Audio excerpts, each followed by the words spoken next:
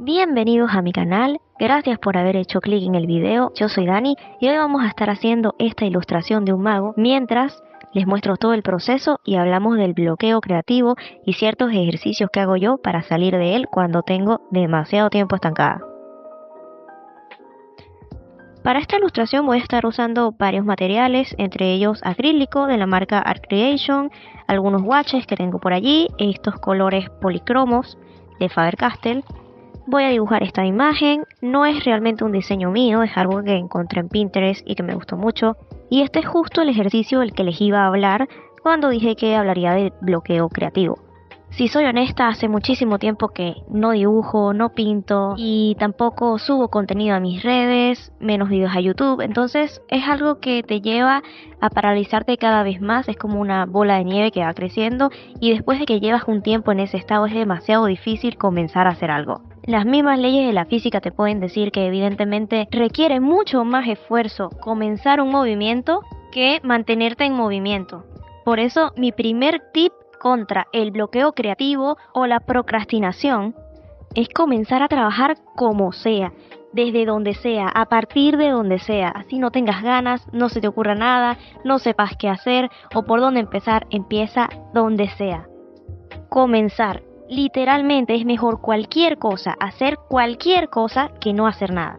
Cuando yo me encuentro así, lo que mejor me puede ayudar a empezar a salir de ese estancamiento es hacer cosas como encontrar dibujos que me gusten y hacerlos como práctica. Generalmente cuando quieres empezar algo de cero después de estar estancado por mucho tiempo, te exiges demasiado en querer resultados buenos de una vez. Y lo más probable es que tiene demasiado peso y por eso lo sigues postergando. Entonces yo considero que si le quito toda la carga al trabajo previo de pensar qué voy a diseñar, cómo lo voy a ilustrar, cómo está funcionando el claroscuro y etcétera, etcétera, etcétera, y simplemente me centro en relajarme, divertirme y conectar otra vez con la actividad, va a ser mucho más sencillo que después de hacer esto yo pueda seguir dibujando.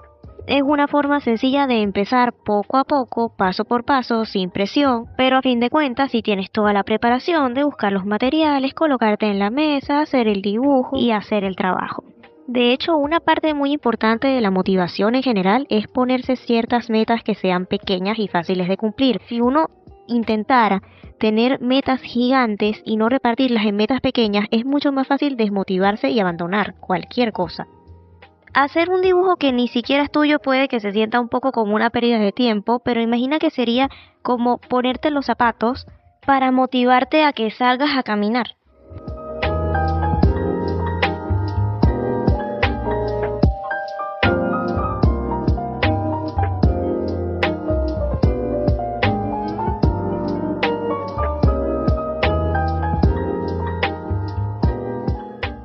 Mi segundo tip para que salgas del bloqueo creativo y evites la procrastinación es que utilices materiales baratos.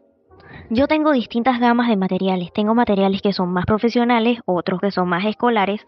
Y, por ejemplo, cuando quiero hacer este tipo de cosas y no tener presión de que voy a perder un material o que necesito que el dibujo salga bien o cualquier cosa, uso de los materiales más económicos que tengo que son para prácticas. Y no porque esos materiales no sirvan para trabajos profesionales, sino que simplemente como yo tengo mucha variedad y cosas más costosas que otras, yo misma determiné cuáles de mis materiales voy a usar para prácticas y cuáles voy a utilizar para proyectos. A mí en particular el papel es algo que me pone muy nerviosa. Yo tengo una variedad de distintos papeles muy baratos que son resistentes a los materiales que uso a base de agua como guache o acuarela y hasta acrílico. Eso va a depender de tu conocimiento sobre el material. Los papeles económicos, aunque no sean para acuarela, si tienen más de 180 gramos, como 200, pueden resistir distintas capas de material acuoso o plástico como el acrílico. En esta ilustración estoy usando papel de opalina que en mi país se llama así, no sé cómo se llamará en otros lugares, pero es muy parecido al papel Bristol. Si tú entiendes bien sobre la composición de cómo está creado tu material, es más sencillo que puedas encontrar materiales que sean económicos, pero lo suficientemente capaces de adaptarse a las necesidades que tengas. La verdad que dibujar con materiales económicos y muy baratos o escolares que no tienen capacidad para resistir ciertas cosas, termina siendo más difícil y eso te va a obligar a hacer muy bien la parte de la técnica, es decir, a usar bien las acuarelas, a usar bien los pinceles. Hay maneras específicas en las que se debe colorear o se debe pintar o se debe mover la pintura sobre la superficie, y usar ese tipo de materiales te obliga a hacer este tipo de cosas de la mejor forma que se pueda para poder sacarle el provecho a lo que estás usando. Durante mucho tiempo yo estuve obsesionada con primeras marcas, con marcas extranjeras, con cosas de importación en mi país que son muy difíciles de conseguir, y aún así yo las compraba, las buscaba, y después de un tiempo me di cuenta que podía obtener resultados muy buenos con cosas que tenía a la mano y que eran mucho más económicas. Y lo importante no es tener el material de moda más espectacular, sino saber utilizar lo que tienes y tener un buen resultado. Por ejemplo, una ilustración como la que estoy haciendo en este momento, que es papel opalina con acrílicos, es algo que tranquilamente puedo hacer y luego escanearlo y editarlo en Photoshop para que quede excelente, y el resultado no tendría por qué ser diferente si lo hubiese hecho con unos materiales mucho más caros. Un dibujo como el que estoy haciendo en este momento, que es papel opalina con acrílicos, esos ya los dejo exclusivamente para cuando la persona se va a quedar con la obra en físico o va para alguna exposición, y de alguna manera no va a terminar impreso. Para todas las personas que dibujamos es real que cuando usamos materiales muy caros nos sentimos con cierta presión al momento de dibujar en ellos de que quede perfecto el resultado, porque de otra forma estamos perdiendo dinero. En resumen, mientras más económicos y sencillos de conseguir o de reponer sean los materiales que estemos usando para practicar, más fácil es que practiquemos y menos nerviosismo nos dé empezar a hacerlo, porque no estamos perdiendo nada si no nos queda bien.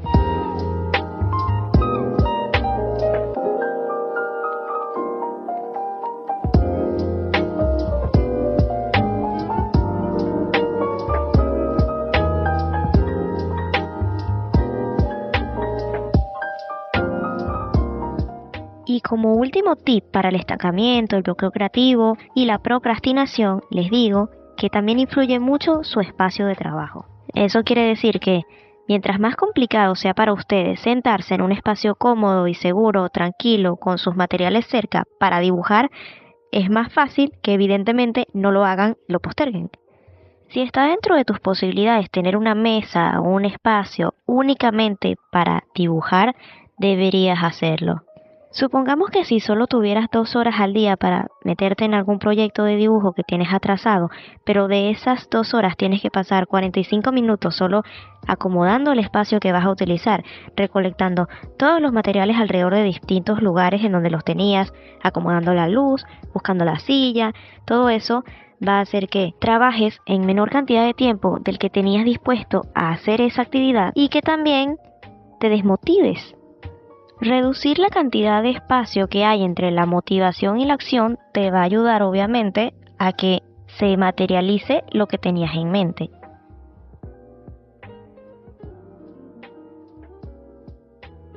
Para ejemplificarles todo lo que les acabo de mencionar, les voy a contar cómo hice para poder empezar esta ilustración.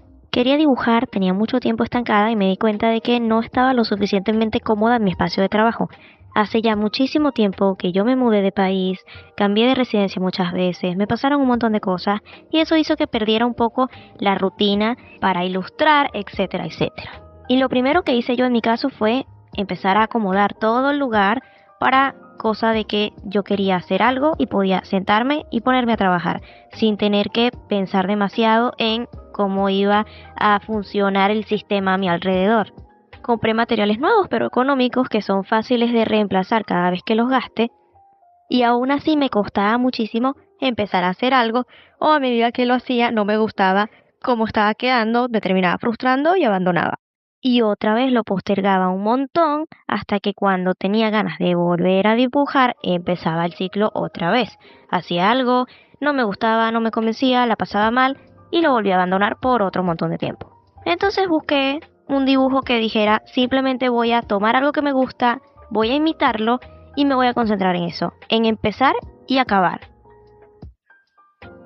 Y con este maguito por fin pude solamente sentarme en la mesa, tomar mis materiales, divertirme, empezar a dibujarlo y experimentar con el acrílico, el papel, el pincel, disfrutar del proceso y sentirme satisfecha con el resultado, poder grabar, poder editar y poder subir un video a YouTube después de mucho tiempo de no haberlo hecho.